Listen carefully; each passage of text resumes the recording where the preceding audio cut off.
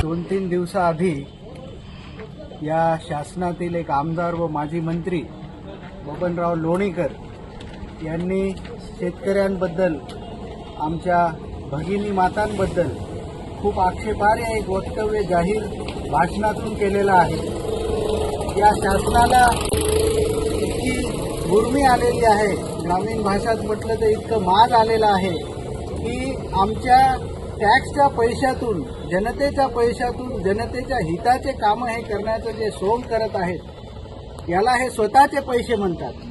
आमच्या खिशातून तुम्ही पोसले जातात हे जगाच्या पोशिंदा बळीराजाला हे म्हणायचं यांना एवढं यांना उन्माद आलेला आहे।